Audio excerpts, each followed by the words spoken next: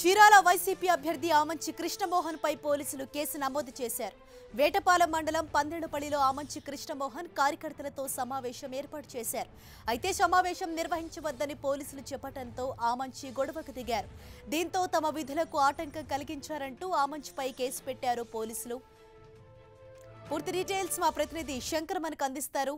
శంకర్, చీరాల్లో Amanchi sitting MLA Amanchi Krishnamohan పై పోలీసులు case నమోదు చేయడం వివాదాస్పదంగా మారింది. ఇక్కడ తన కార్యకర్తలతో బూత్ స్థాయిలో ఉన్నటువంటి తన కార్యకర్తలతో మధ్యాహ్నం సమావేశమయ్యారు.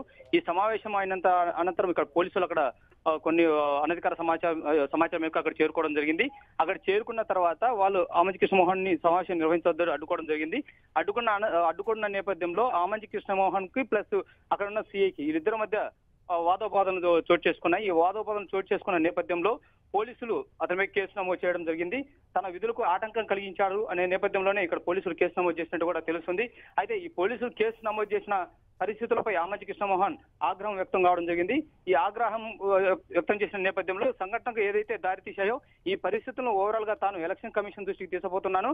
ఇక్కడ గతంలో కూడా అంటే ఒక ఎలక్షన్ కమిషన్ నుంచి నోటిఫికేషన్ వచ్చిన తర్వాత స్థానికంగా ఓవరాల్ గా ఒక సిఐలు అయితేమి, హోంగార్డు స్థాయి నుంచి అయితేమి, కానిస్టేబుల్ అయితేమి అక్కడ సిఐ వీళ్ళందరినీ బదిలీ చేసి యుద్ధ ప్రాతిపదికన ఇక్కడ టీడీపీ కేవలం తన ఇబ్బంది పెట్టేందుకు కొంతమంది అధికారులను ఇక్కడికి కేటాయించడం జరిగింది. ఇక్కడ కేటాయించిన అనంతరము తనను అష్టదిగ్బంధం చేయడంతో పాటు తన యొక్క ప్రతి ఒక్క కదలికను గమనించి ఇక్కడ స్థానికంగా ఇబ్బందులకు గురి చేస్తున్నారని చెప్పేసి ఆమంచి కృష్ణ ఆవేదన వ్యక్తం చేయడం జరిగింది.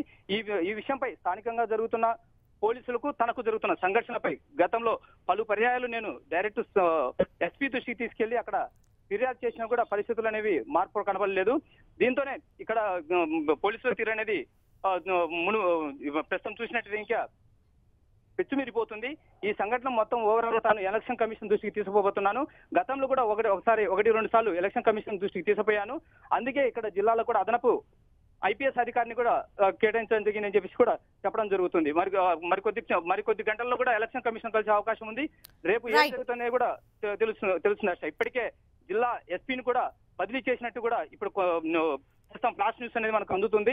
ఈ నేపథ్యంలో ఇక్కడ చీరాలో ఏం జరుగుతుందో చూడాలి. Right, thank you Shankar.